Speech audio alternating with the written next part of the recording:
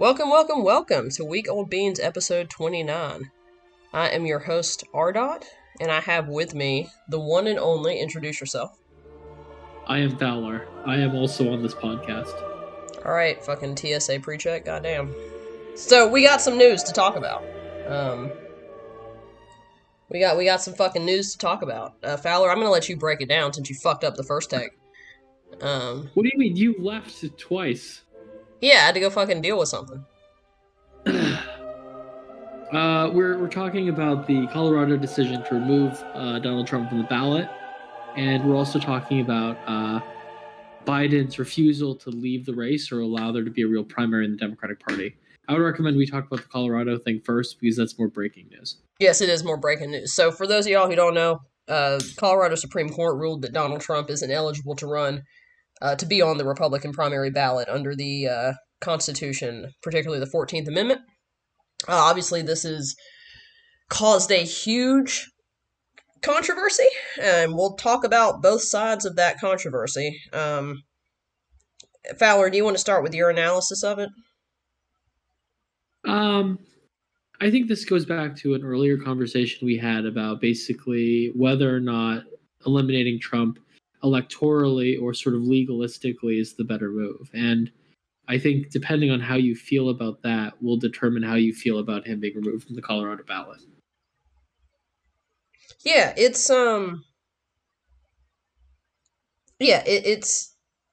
definitely it's definitely twofold. So to give y'all a rundown, just for those of you who have not been, I guess, paying attention, Trump most definitely should be ineligible to run for president, not just at the state level, but also federally. He clearly staged an insurrection against the United States government in broad daylight. Not to mention the document stealing, which in itself is a totally separate investigation and separate crime. If we lived in reality, if we lived in a society that functioned and operated, within the bounds of realism, I mean, he would have been prosecuted and tried immediately after January 6th, but that didn't happen because of what I would imagine is neoliberal cultural sentiments, um, along with our system being bloated and ineffective. So, so that's like the sort of like real, you know, the real, I guess, truth of the matter. What it came down to was the 14th Amendment, which states, and it was this clause in the 14th Amendment was created post Civil War, to bar Confederate sympathizers and Confederate officers from serving in Congress. Um, the real sort of semantics argument that had to be filtered through and discussed was whether or not the president was considered an officer of the United States. Because in the 14th Amendment, it says, anybody who, I don't know, I don't have the specific quote on me, but basically it says anybody who has served as an officer of the United States that has committed an act of treason or insurrection against the body of the United States government cannot be eligible to run for office. And people were going back and forth. Well, does the president, when it says the officer, does that include the president? Yeah, it does. The president is an officer of the United States. Like, he is the officer. In fact, he is the commander in chief of the U.S. Armed Forces. So, even if he's not, active duty military, he is the commander in chief of the military. So for anybody to argue, number one, that an officer of the United States does not include the president is fucking crazy. And number two, he committed insurrection. So we've all, and it's funny because the Republicans are not even trying to deny that he committed an insurrection. I mean, it's like they're mad that that he was barred, but so that's kind of the backstory, right? And it's one of those situations where it really boils down to, I mean, and it's going to go to the Supreme Court, I'm sure, as Fowler. I think you just said that, Fowler. So do you want to add on to what I'm saying? Because I know, you have more thoughts about this. Yeah, so I would be really surprised if this doesn't lead to the national Supreme Court making a decision, because it would be disastrous for every state to just be able to decide individually whether or not certain presidential candidates are on the ballot. That would be bad. So we'll have to see. I'm not super excited about that because the Supreme Court is conservative 6-3. So I would be very surprised if they rule on this in a positive way. Which, if they do rule on this in a positive way or in a negative way, it will only be more of a win for Donald Trump. Um, there's a lot of there are a lot of people implying that the Colorado court ruling itself will be a win for him politically, because he can play up his victimhood and play up the fact that that the deep state is trying to take him out before the election, even though it was six Republicans who filed the lawsuit against him. It was not the Democratic Party of Colorado or any Democrats that filed these lawsuits. It was between independents and Republicans that attempted to get him off the ballot in Colorado. Um, but I mean, the truth doesn't matter anymore. We don't live in a world where factual, true data is distributed evenly to the masses. So, you know, and our attention spans are shorter than ever. And what I do blame the Democratic Party for, and maybe we can segue into Biden with this. I do blame the Democratic Party for not effectively sort of bringing the hammer down immediately after January 6th. The public's attention span is short. I mean, I don't know how you feel about that, Fowler, but I think that also plays to the issue, is that our with the way 24-hour news and mass media operates. I mean, we have very, very short attention spans nowadays. And I think for a lot of people, January 6th, despite the fact that it was, what, 2 years ago? I mean, like, people just, that's not what's in people's brains anymore. What's in people's brains now is Israel and Palestine. Um, and that's the fault of the Democratic Party, because they tried to do their whole neoliberal cultural austerity slash peace pipe drum circle shit. Yeah, I think they assumed stupidly that it was so damning, the insurrection, that there was no, like, that the situation would resolve itself automatically, and we're kind of seeing that that's not the case. Yeah. So maybe, I mean, do you have anything else to add? I mean, there's not much to say. I mean, it is what it is. I mean, we're going to see Trump's poll numbers, I imagine, jump up because of this. Because, I mean, and there's no, Colorado was never going to go to him anyway. So it's not like, this is going to put a damper really in the actual overall election. And I think I saw that California is also going to pursue measures to get him off the ballot. Um, and again, California was never going to go to Trump anyway. Um, and on top of that, it is, though, I think a really difficult position to be in, because on one hand, what we're talking about right now is optics. We're not talking about any sort of principled, you know, um, any sort of broad principle. We're talking about optics.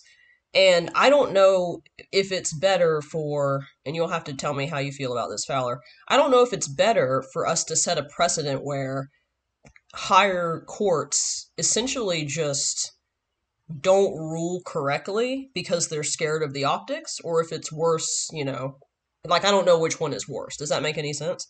Because the alternative is that the Colorado Supreme Court, acknowledging that he committed an insurrection, said, you know what? Because this ruling will be optically bad, we're going to effectively just not make the correct, the correct legal decision.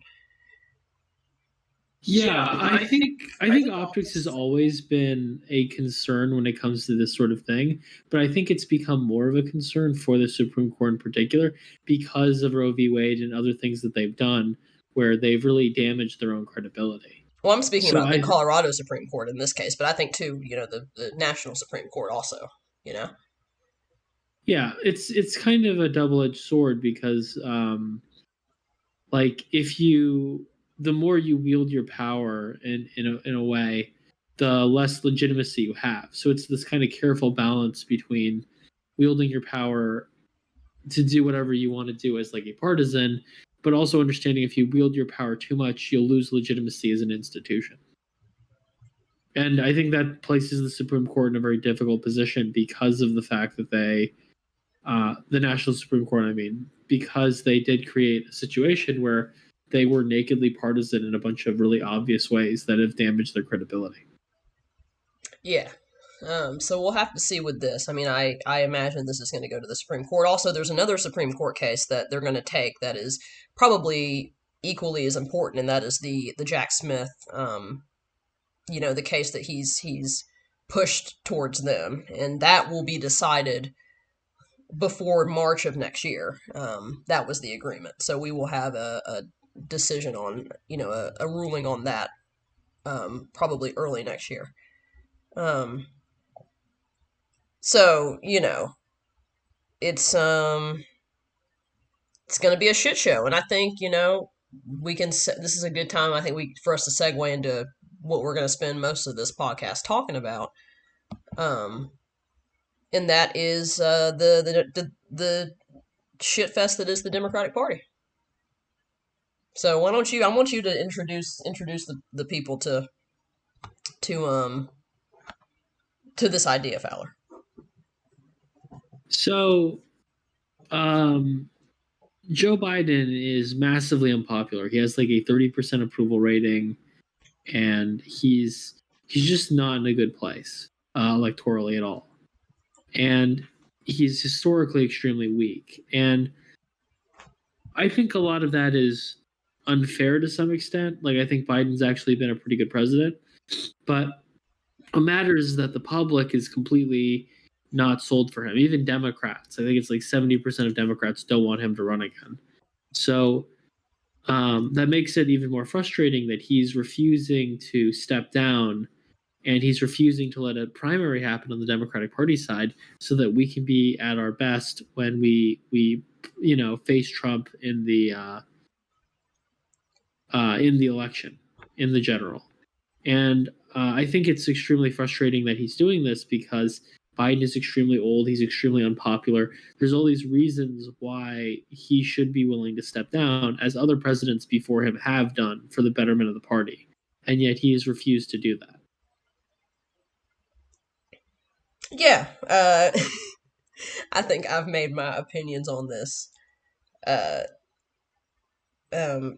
pretty aggressively clear. I on one hand I agree that a lot of the criticism towards Biden is unfair. He when you actually pull up his record, it's I mean he's not fucking FDR, but I mean he's damn near close in terms of what he's managed to accomplish, considering the fact that we just came out of a pandemic that put our economy damn near Great Depression levels.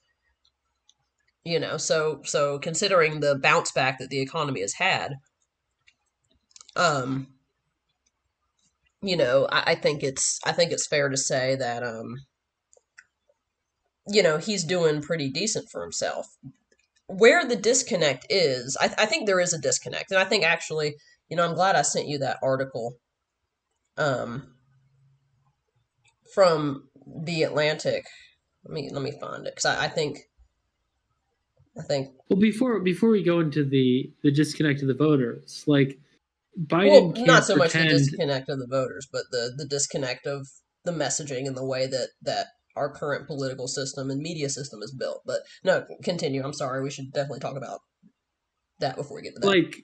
But the other point is like Biden can't claim that Trump is this authoritarian threat, that he's a risk to democracy, all things that I believe and RDOT believes, but then not actually care about the primary and putting forth the strongest voter. It looks hypocritical, and Yes, it it does. looks it places us in a very difficult position. And I think he's like, there's kind of a selfishness to that, of like, if you really do believe that Trump is this existential threat that will like destroy democracy, like, why aren't you doing everything to make sure that the best Democrat is in the race? And the answer is just that he cares more about his own legacy and his own power than he does actually the voters or the democracy.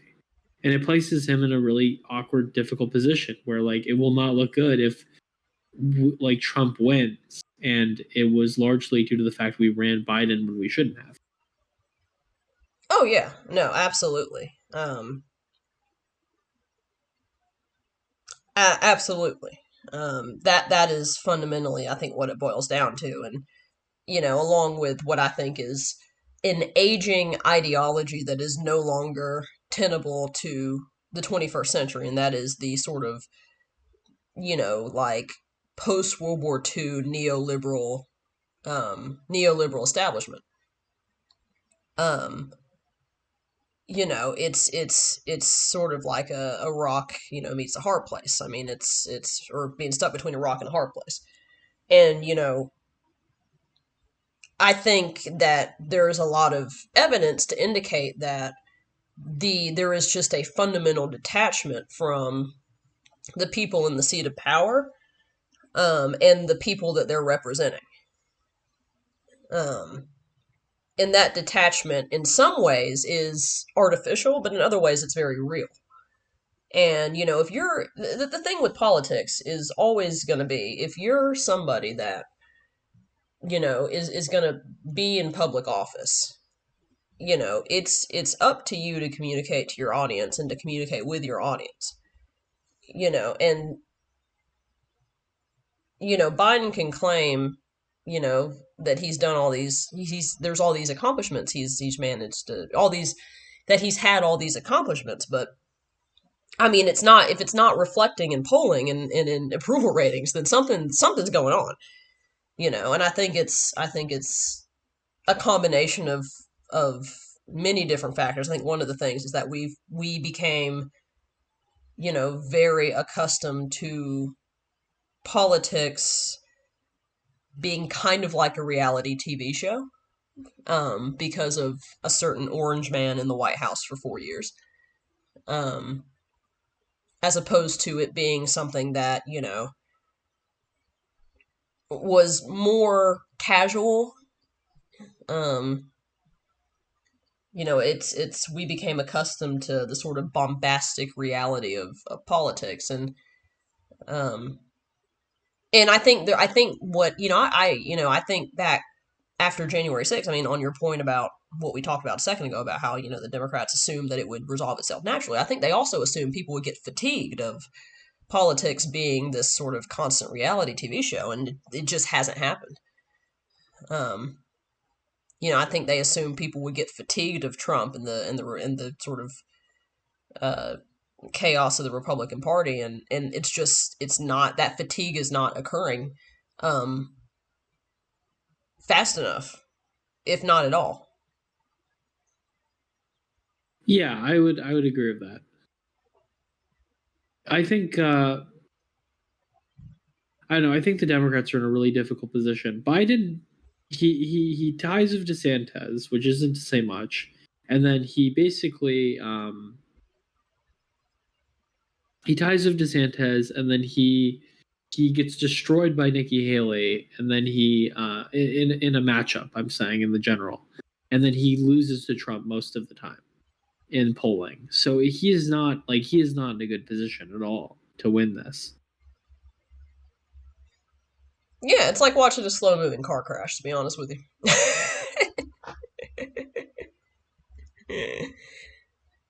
um, he never had that vigor. I mean, I think fundamentally, I remember having a discussion with my parent about, back when I guess it was during the primary when Bernie was running against Biden.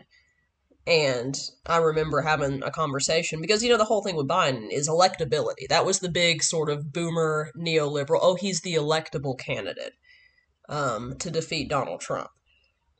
And they ran on that. And he did beat Donald Trump. But the issue, fundamentally, I think, is that, like, nobody voted for Biden because they wanted him, because they liked him. They voted for him because he was electable. He never had that same aggressive vigor that like Bernie had. You know, people were voting for Bernie Sanders, and I'm not trying to compare the two. I know Bernie's time is kind of over, but I'm just using this because this is the most recent electoral example I can use. Nobody had that vigor towards Biden. And I remember, you know, when he was elected to run against Trump, I remember thinking to myself, regardless of whether or not he wins, he doesn't have that momentum. He doesn't have the energy. And not just him as a individual, but the support behind him. It was never the same as the support behind Bernie Sanders or the support behind Trump for that matter. And you know, or the support behind Obama too. Obama had that I remember I worked on the Obama campaign. I was, you know, I volunteered. I didn't work, but I was, you know, really little, but I remember that campaign too. And Biden just doesn't have it. And in a democracy where, you know, people vote and populism and sort of mass movements are largely responsible for your victory, if you don't have that vigor behind you, you're fucked. uh, regardless of what your actual honestly, regardless of what your actual political accomplishments may be. And I think this is where we need to segue into that Atlantic article because I think this reinforces my point. And you know, we talked about it yesterday, but do you remember what you said about you know, the economy and things being so complex that it becomes a matter of intuition rather than data? Yeah, basically the point that I wouldn't say I made. I read this idea by, I believe, is the researcher's name is Quandet.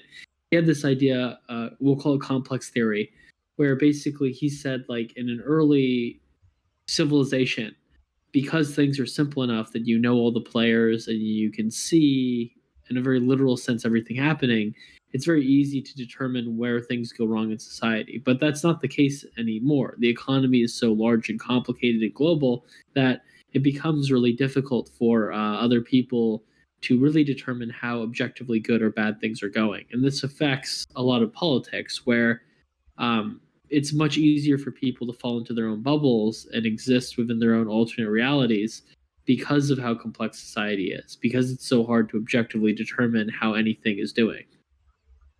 Yeah, I think a really good example of this. I mean, speaking of Biden and you know, I think this is where the disconnect is because Biden is not plugged in to the TikToks or the Instagrams or any of that shit. He's plugged into the data. And, you know, he should be, but he also has to understand, like, you know, like Fowler just said, you know, the complexity of today's society is not, you know, it makes it hard to determine and to see where things are good and where things are bad. But there was an article by the Atlantic by from the Atlantic by Tom Nichols where he talks about and he opens this, and I think this really encapsulates sort of our modern political climate. Many Americans of both parties have become untethered from reality. When the voters become incoherent, electing leaders becomes a reality show instead of a solemn civic obligation. Um, and he basically makes the argument that, and I'm going to paraphrase here, that he makes the argument that Fowler just sort of, you know, Fowler just explained, where by all measures, our economy is actually doing significantly better than it was, you know, during COVID, obviously. And in fact, there was a poll that came out that that indicated that Americans feel worse about the economy than they did in April of 2009. Which, for those of y'all who were around back then, that was the recession. That was during the housing market. That was when millions of people lost their homes. And the economy is not that bad right now. It's not. It by all measures, it's not that bad. That has become sort of a controversial fact to state on the interwebs. Um, I think in large part because we're in a way still I think reeling from not just COVID but also like the massive race riots of 2020. So there's, you know, you say, you know, the economy's not doing that bad. And then someone chimes in and says, well, what about the people you know, what about the people who were being attacked by the police and insert X under impoverished area of some inner city? And it's like, well, they're also doing better, to be honest with you. But again, if you exist in an echo chamber in a bubble and you're constantly being fed, you know, essentially anxiety triggers over and over, of course you're going to come away with the impression that everything is falling apart, everything is bad, everything is going infinitely worse than it was in 2008, which it feels good, and it feels good, but on paper it's not true. Yeah, I wonder. There's probably a gradient of this, which is to say that like there's probably a level of prosperity where this will break through the bubble, and there's probably a level of poverty that will break through the bubble. But as long as you fall within kind of the medium gradient line, like you can essentially believe anything that you want. Yeah. I think that's one of the things that the Trump era really taught me is how we all live in our own realities. There's this really good comic I saw that was like a Democrat and a Republican both looking at the news, and the Democrat was afraid of the Russia investigation and the fascism, and the Republican was happy because the economy line was going up. And I think the Trump era really showed how different our bubbles are that we live in. Yeah, and that is all media. That's that the main perpetrators of that are um mainstream media and to an extent alternative media as well, cuz I mean alternative media also has their own agenda.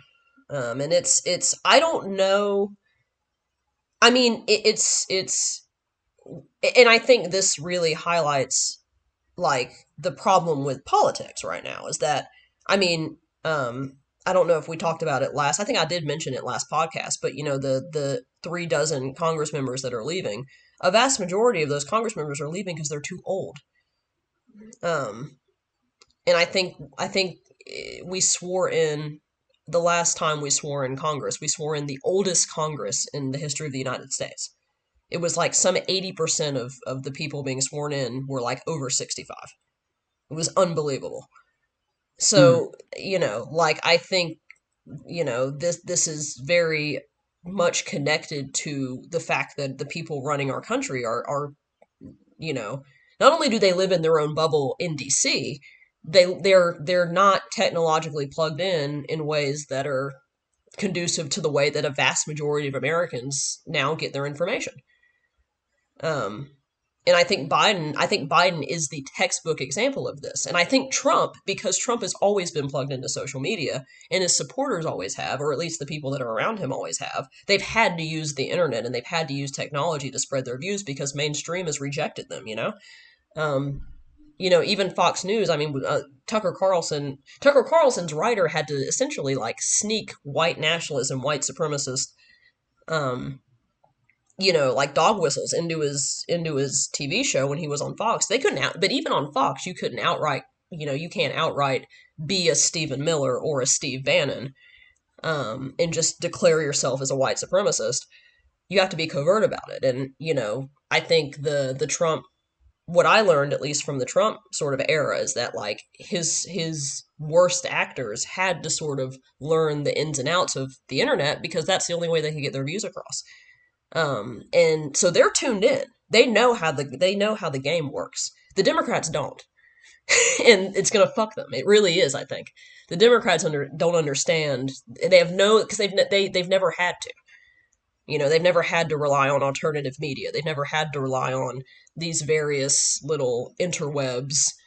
Which To is ironic because the Democratic Party was the party that took advantage of the radio more than the Republicans in the 1920s yeah. and 30s. The So only yeah. it's an odd reversal of fate. And when I say the only people on the left who are in tune with the tech is like the fucking socialist and the far left. They're in on it. The far left is in on it, but the mainstream Democratic Party, no. Well, you might argue that the mainstream Republicans aren't in on it either. Like your average Fox News viewer is not trawling the interwebs. It's very much was like a younger alt right phenomenon that were really good at controlling the internet discourse. I think the big difference though is that like the head of the Republican Party right now is Trump. I mean, when we're talking electorally, definitely the Trump era and the Trumper people are tuned in ways that the mainstream GOP isn't. Um, but the current person dominating the GOP is Trump. I mean, Trumpism has become the GOP. There is no, the moderate Republican lost in 2016. you Hmm. know, um, so that I think really is what it boils down to. Is the game has changed and the people haven't. And when I say the people, I don't mean the elector, the electorate. I mean the people in power. And it's just the one side they both haven't changed, but one side is changing faster than the other, and it's the Republicans, and that's really going to be a problem. We'll have to see. I don't know. I've never seen a breakdown of Trump's voter base and how old they are. I wouldn't be surprised if they're older. I wouldn't be surprised if they're younger. I think Trump is not the best example of someone who's been very skillful on the right of using propaganda and being more contemporary. I think the person who was like that was Tucker Carlson, who took a bunch of like Zoomer politics and memes, and he basically translated it into his like cable TV show, in a way that I don't think anyone has really done on the left. I mean, some have tried, like what's his name, Fareed Sakar, Midi Hassan, and then also To an extent, Chris Cuomo. John Oliver has also done the same, I think. Yeah, although obviously John Oliver is not a political actor in the same way. He's like Yeah, kind of a weird hybrid of entertainer and political operative. yeah, it's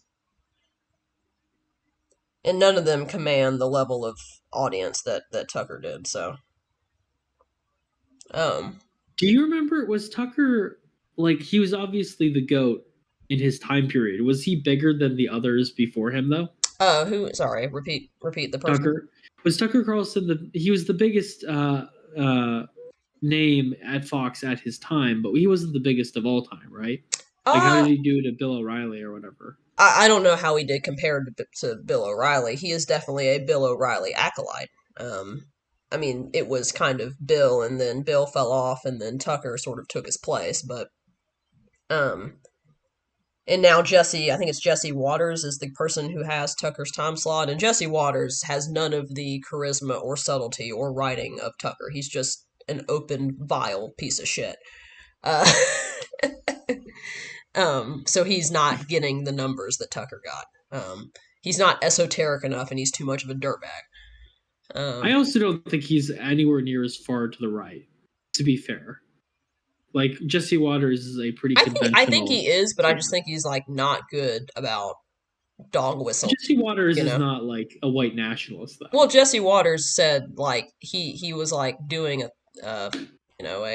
I mean, I don't know if this is an indicator of somebody's far right, but he basically said like you can tell when someone's an illegal, and then when his co-host pushed back, he was like, "Oh, you can always tell when they're illegal."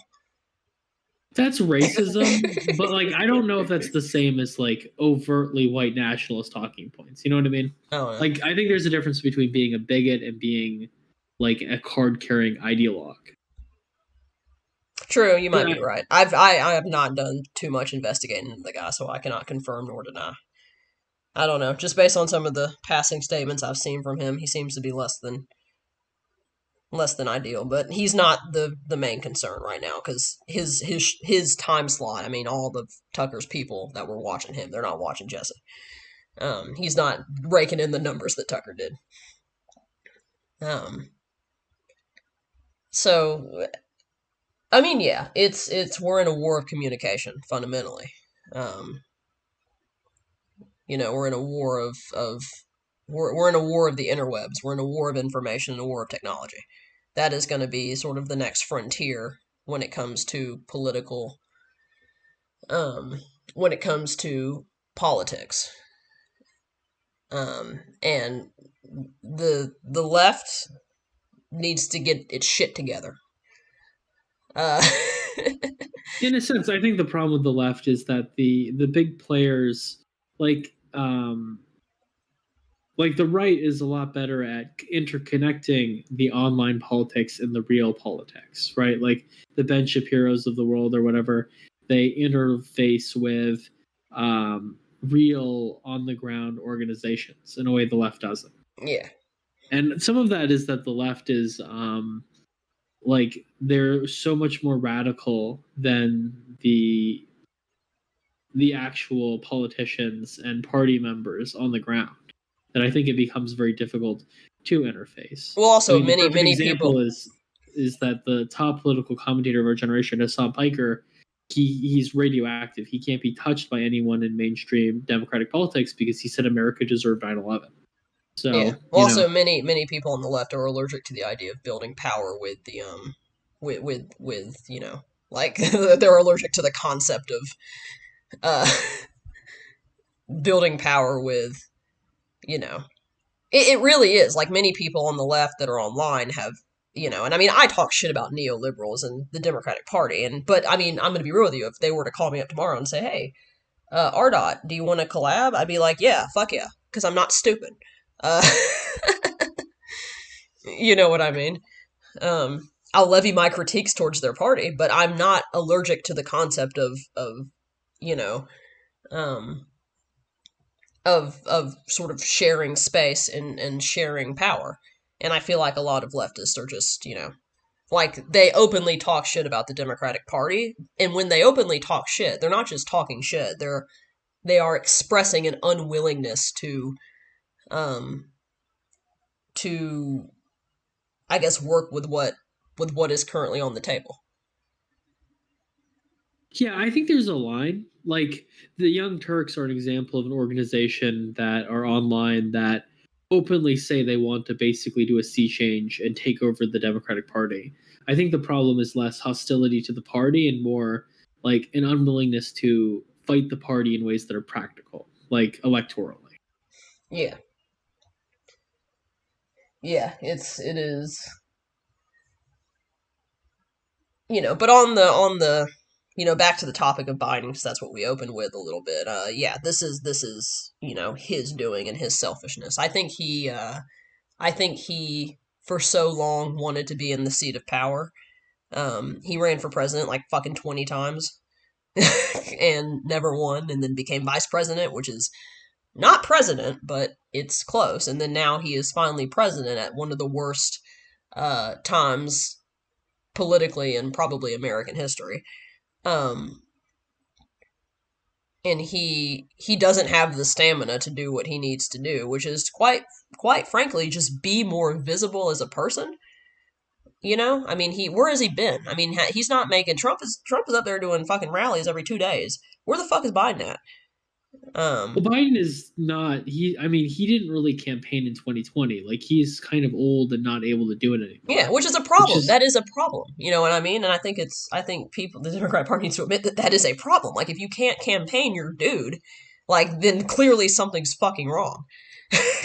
you know, like, mm, like that's your dude, bro. Like, that's your guy. That's the guy you've chosen, and you can't even fucking campaign him.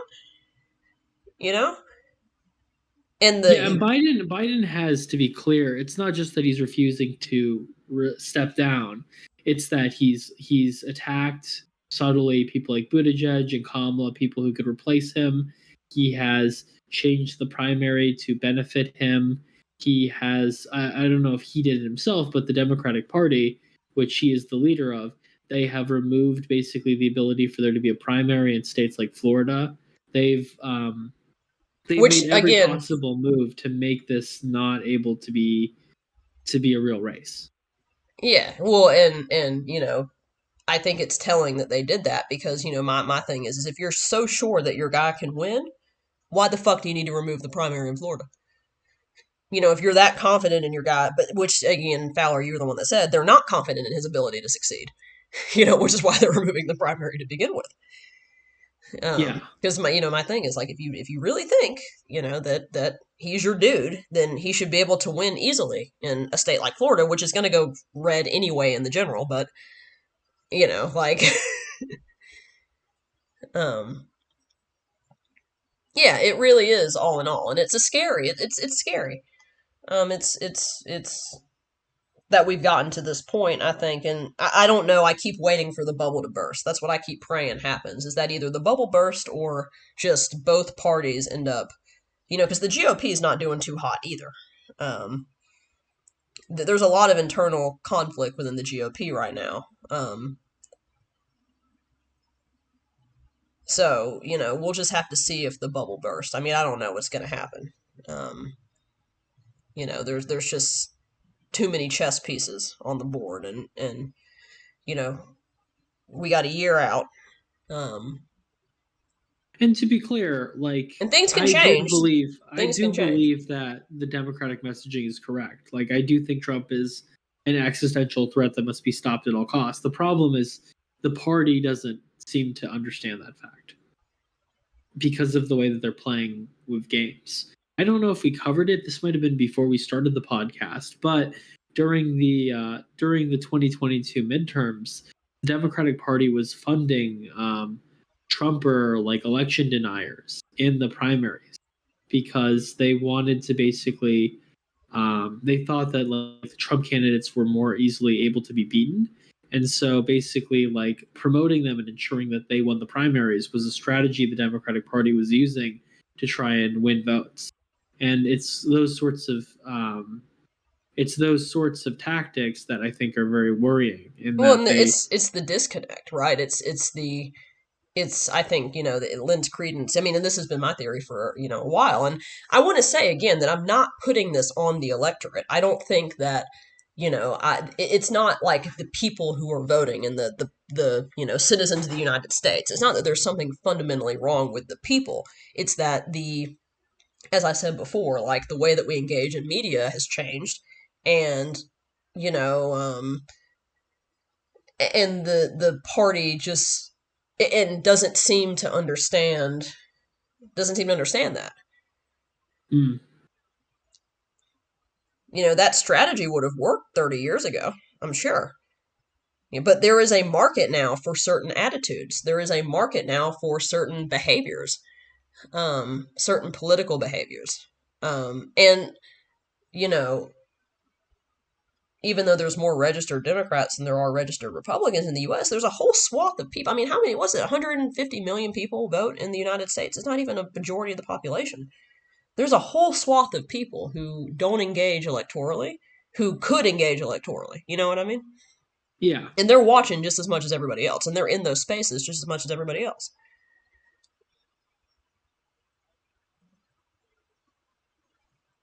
This is always risky to try and like Bernie tried to win the primary pulling from young voters and independents, which are historically people who don't vote.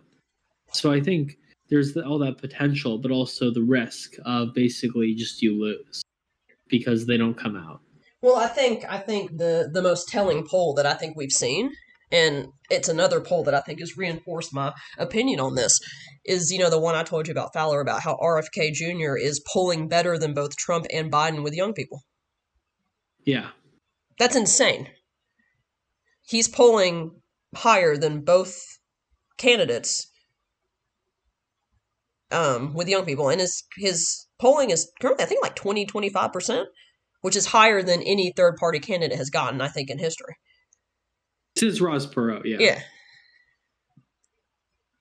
Yeah, it's not a good sign for your country if every election the guy who does the best is an outsider of no affiliation to either party. That tends to indicate that the parties are not very competent and not very trusted. Yeah. Although of RFK, the fact he's tied to the Kennedys, I don't know how much that helps, but it's hard to tell. It's hard to evaluate RFK without tying him to the Kennedy legacy and things like that. Yeah. Well, he's not getting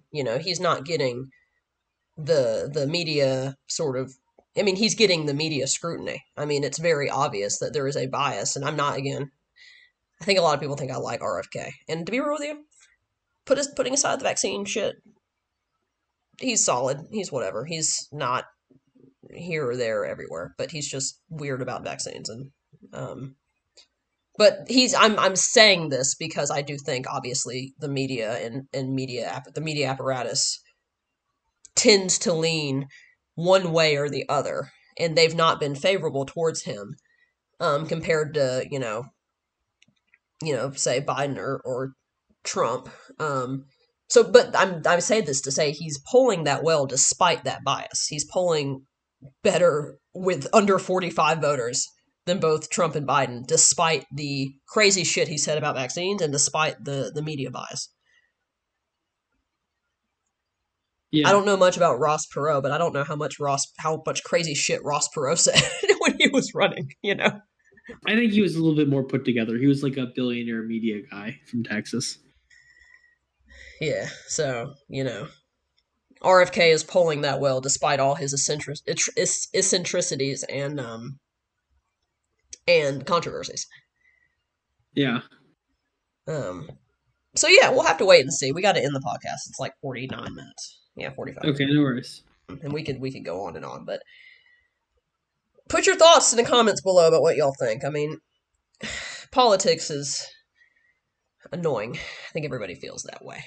Um, it's fucking annoying. Um, but thank you guys for listening, and we will see y'all in the next podcast.